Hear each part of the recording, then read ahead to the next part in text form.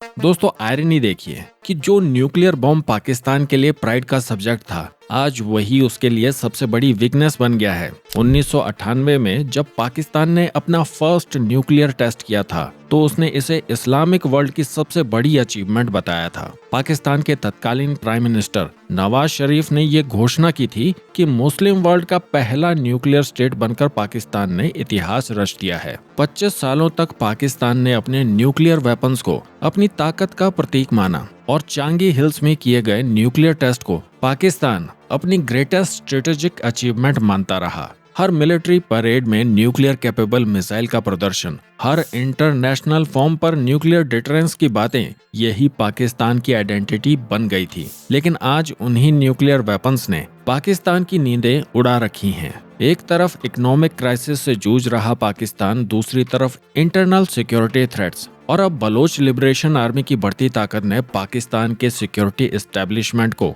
Serious concern में डाल दिया है। इस समय पाकिस्तान के आर्मी वालों की नींद उड़ी हुई है। बलोच लिबरेशन आर्मी के कंटिन्यूस अटैक्स ने पाकिस्तान की सिक्योरिटी एजेंसी को सीरियस कंसर्न में डाल दिया है। और इसी बीच एक नया क्लेम सामने आया है कि बीएलए की नजर पाकिस्तान के न्यूक्लियर वेपन्स पर है। बीएलए की जानिब से पाकिस्तान के न्यूक्लियर प्रोग्राम को क्यों टारगेट कर रहे हैं? बलूचिस्तान के अंदर जो है वो इंडिया का झंडा लहराया गया। दरअसल पाकिस्तानी जर्नलिस्ट मंसूर अली खान ने एक कंट्रोवर्शियल क्लेम किया है, जिसमें उन्होंने नीदरलैंड्स में बलूचिस्तान के सपोर्टर्स का एक वीडियो शेयर किया है, जिसमें पाकिस्तान के न्यूक्लियर प्रोग्राम को एलिमिनेट करने की डिमांड की जा रही है।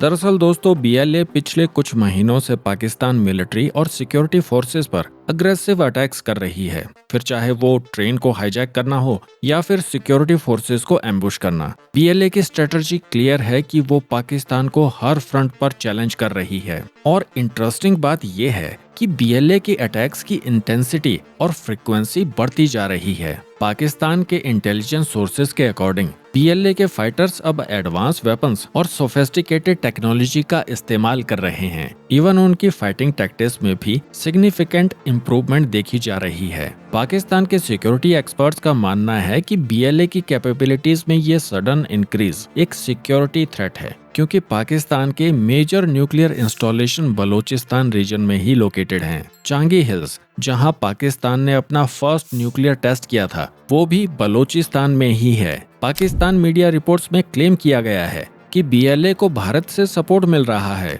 बलूचिस्तान में जगह जगह पर भारतीय तिरंगा लहराया जा रहा है, जो इन रिपोर्ट्स के अनुसार कहीं न कहीं भारत की इन्वॉल्वमेंट को दर्शाता है। बलूचिस्तान में जो भी घटनाएं हो रही हैं, इसमें भारत का इन्वॉल्वमेंट हो या ना हो, लेकिन पाकिस्तान में इस तरह की घटनाओं को अक्सर रा की साजिश माना जाता है। वैसे दोस्तों बलूचिस्तान मूवमेंट एक फ्रीडम स्ट्रगल है और ये मूवमेंट 1948 से चल रहा है, जब बलूचिस्तान को फोर्सफुली पाकिस्तान में मर्ज किया गया था। और बीएलए जैसे ग्रुप्स का उदय भी बलूचिस्तान मूवमेंट के कारण हुआ है। बीएलए की करंट स्ट्रेटजी को देखें तो वो पाकिस्तान को इकोनॉमिकली वीक करना चाहता है। गवादर पोर्ट, जो चाइना पाकिस्तान इकोनॉमिक कॉरिडोर का मेन पॉइंट है, वहां पर भी बीएलए ने मल्टीपल अटैक्स किए हैं। सीपैक प्रोजेक्ट पर अटैक से चाइना के इन्वेस्टमेंट्स को भी सिग्निफिकेंट डैमेज हुआ है। और बीएलए की इन अटैक्स की वजह से पाकिस्तान को सिक्योरिटी पर एक्स्ट्रा खर्च करना पड़ रहा है। न्यूक्लियर इंस्टॉलेशन की सिक्योरिटी अब पाकिस्तान की टॉप प्रायोरिटी बन गई है,